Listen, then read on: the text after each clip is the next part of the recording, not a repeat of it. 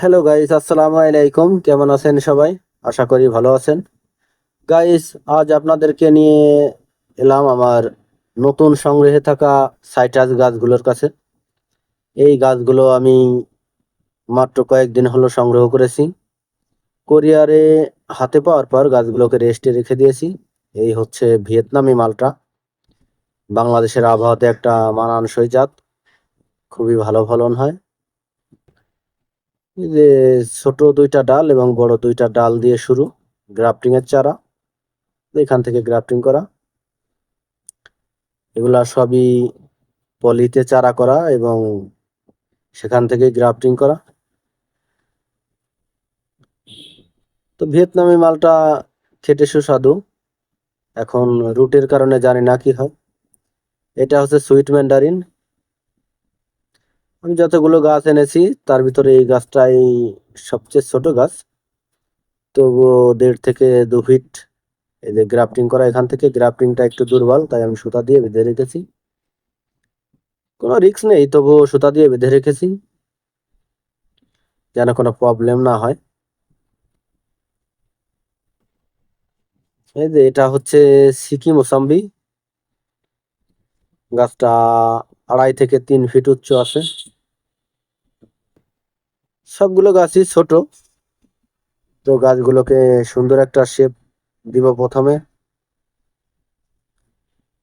এই সিকি মোসাম্বি এটাও হচ্ছে গ্রাফটিং এর চারা। এই যে আমি গ্রাফটিং সোজাসুজি সুতা দিয়ে বেঁধে রেখেছি। এটা হচ্ছে চায়না বা ঝুরি কমলা, ছোট সাইজের চারা। আসলে গাছগুলো যদি ঝোপালো করতে না পারি হয়তো আশানুরূপ ফল পাবো না। এই গাছগুলো আমি রেস্টে রেখে দিয়েছি। কোরিয়ারে এসেছিল, কোরিয়ারে যে একটা ধক্কল, এই ধক্কলটা যেন গাছের কোনো ক্ষতি করতে না পারে, এজন্যই আমি গাছগুলোকে রেস্টে রেখে দিয়েছি। অন্যান্য গাছের গোড়ার দিকে রেখে দিয়েছি যেন এদিকে রৌদ্র না পায়। যে গ্রাফটিং এর চারা, এই যে একটা হচ্ছে দার্জিলিং কমলা, গ্রাফটিং এর উপরের দিকে দুইটা ডাল আছে। তো দার্জিলিং কমলাটাও আমাদের দেশে ভালো ফলন হয়ে থাকে। এটা হচ্ছে কিং মালটা। আমি যতগুলো গাছ এনেছি তার ভিতর সবচেয়ে বড় গাছ এটি। এই যে কিং মালটা, এটা প্রায় 3.5 ফিটের মতো লম্বা উচ্চ আছে। কিন্তু এখানে কয়েকটা ওয়াটার শাখার ছিল, ওয়াটার শাখার গুলো আমি গোড়া থেকে কাটিনি, উপরের দিক থেকে কেটে দিয়েছিলাম। এই যে এখানে আছে পাকিস্তানি কমলা, দুইটা ডাল আছে, 1.5 থেকে 2 ফিট উচ্চতা। এই যে এ পাশে আরো একটি গাছ আছে, রক ম্যান্ডারিন। এই গাছটিও বেশ বড়। কিং মালটা এবং রক ম্যান্ডারিন এই দুইটা গাছই আমার সবগুলো গাছের ভিতরে বড় গাছ। আমার সংগ্রহে মোট প্রথম সংগ্রহে 14টি জাত আছে এখানে। এটা হচ্ছে RN2, উপরের দিকে দুইটা ডাল। এই সবগুলো গাছই আমি ছাদ বাগানে রোপণ করার জন্য এনেছি। এটা হচ্ছে অ্যাপোরার ম্যান্ডারিন, সেই সোনার হরিণ।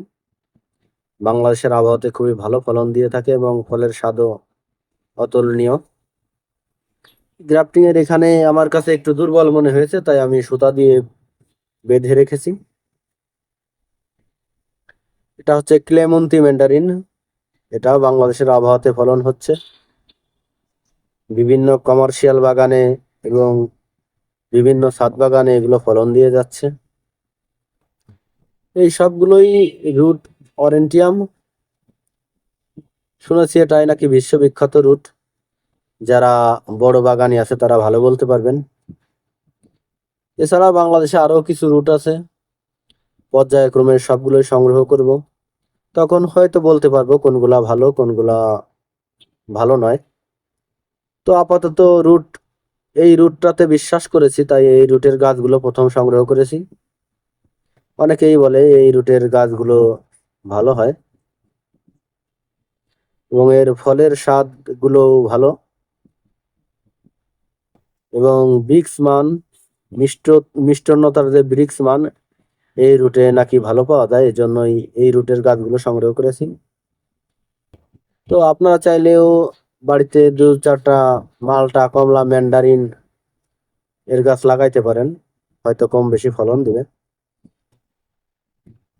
তো গাইস, আমি সবসময় আমার মতামত আপনাদের সাথে শেয়ার করি আপনাদের মূল্যবান মতামত পাওয়ার জন্য।